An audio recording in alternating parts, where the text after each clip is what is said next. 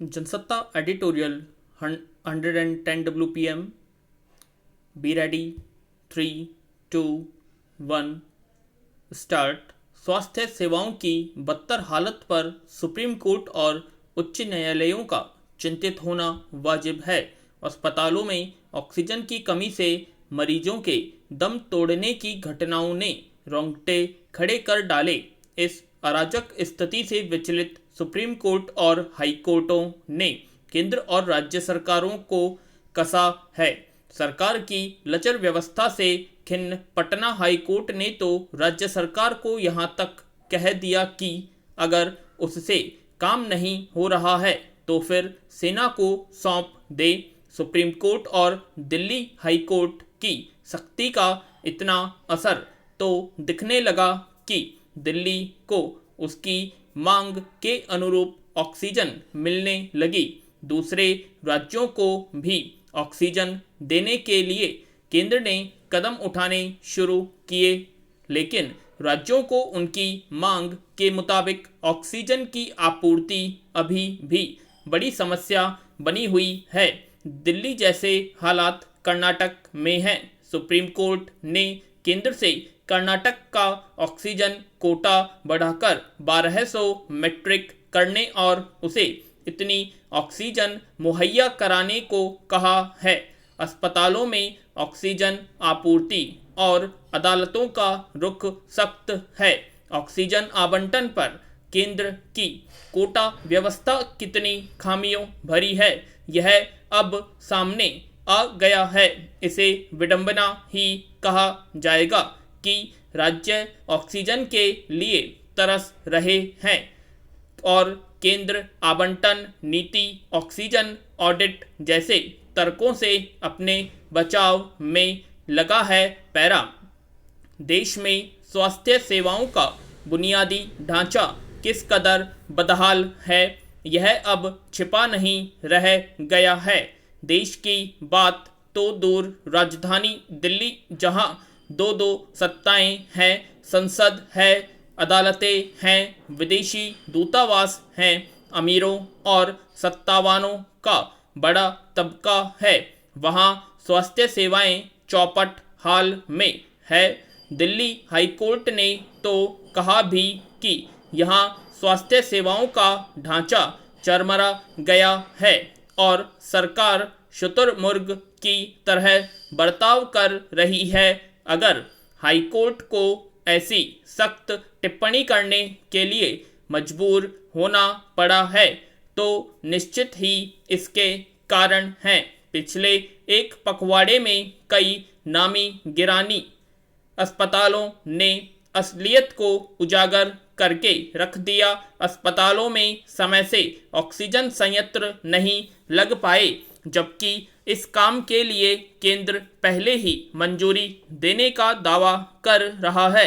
क्या इस बात की गहराई से जांच नहीं होनी चाहिए कि अस्पतालों में निर्धारित समय में ऑक्सीजन संयंत्र क्यों नहीं लग पाए?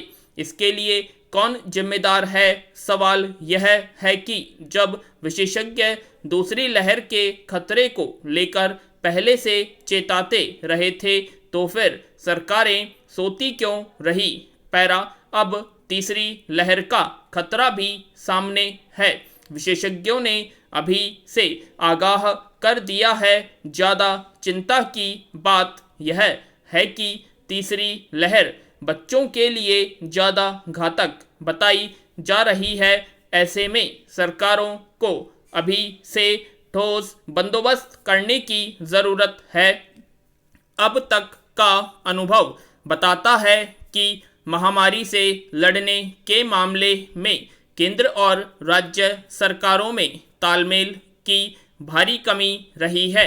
चाहे टीकाकरण का मसला हो या राज्यों को जरूरी मदद और ऑक्सीजन आवंटन का मामला, राज्य केंद्र पर भेदभाव करने का आरोप लगाते रहे हैं।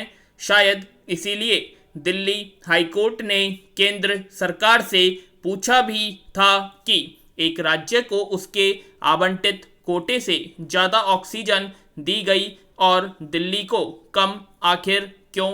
केंद्र और राज्य सरकारों को समझना चाहिए कि यह वक्त एक दूसरे पर आरोप लगाने, नीचा दिखाने या राजनीतिक लाभ उठाने का नहीं है।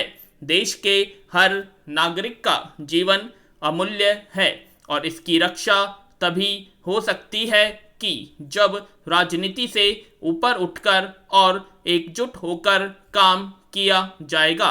पैरा वजह महामारी हो या कुछ अन्य, जब समूचा देश एक व्यापक संकट से गुजर रहा है तब सरकार का यह दायित्व हो जाता है कि वह जनता की मुश्किलों को कम करने के लिए तात्कालिक या फिर दीर्घकालिक कदम उठाए।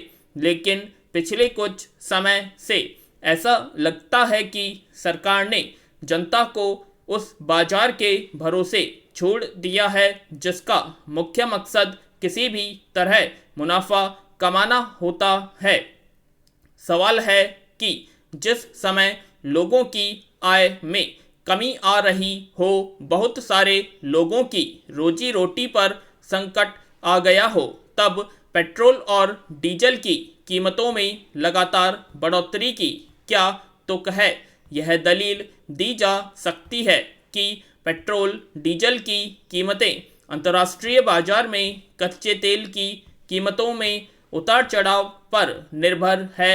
लेकिन अव्वल तो देश में संकट के वक्त सरकार चाहे तो तेल कंपनियों को कीमतों को नियंत्रित रखने की सलाह दे सकती है।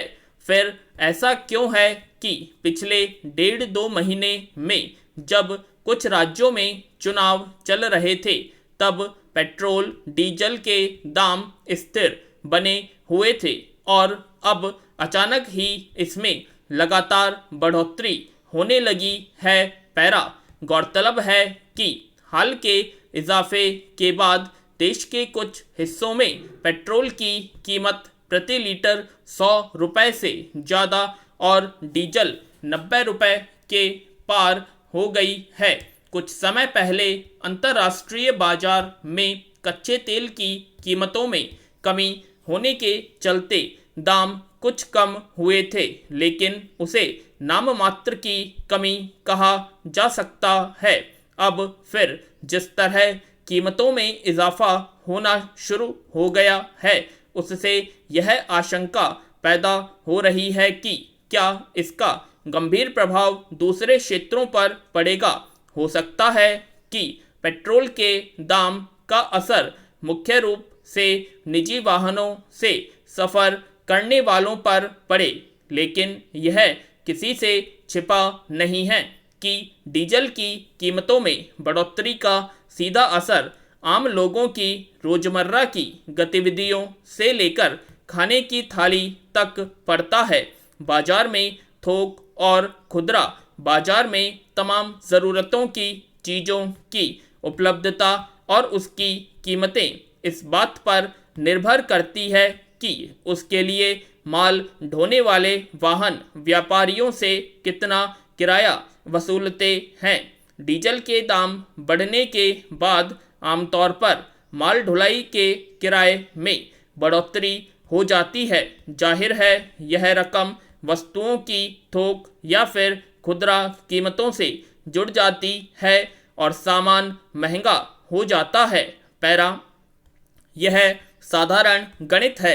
इसके बावजूद न तो तेल कंपनियों को इस बात से फर्क पड़ता है कि वक्त की नज़ाकत के मद्देनज़र वे पेट्रोल डीजल की कीमतों को नियंत्रित रखें, न सरकार को ऐसे संकट के समय में जनहित को देखते हुए तेल कंपनियों पर लगाम कसना जरूरी लगता है। पिछले साल भर से ज़्यादा से कोरोना महामारी के चलते पूर्णबंदी या आंशिक बंदी जैसे हालात ने आम लोगों के सामने काफ़ी मुश्किलें पैदा कर दी हैं। एक ओर जहां गरीब आबादी के सामने खुद को बचाए रखने की चुनौती खड़ी हो गई है, वहीं मध्य वर्ग की क्रय शक्ति में भी तेज गिरावट आई है। व्यक्तिगत जमा पूंजी के सहारे बाजार या अर्थव्यवस्था लंबे समय तक नहीं खींच सकती। सरकार के सामने यह एक बड़ा काम है कि वह पूर्णबंदी और लोगों के रोजी रोजगार के बीच कैसे संतुलन बिठाती है। पूर्ण विराम।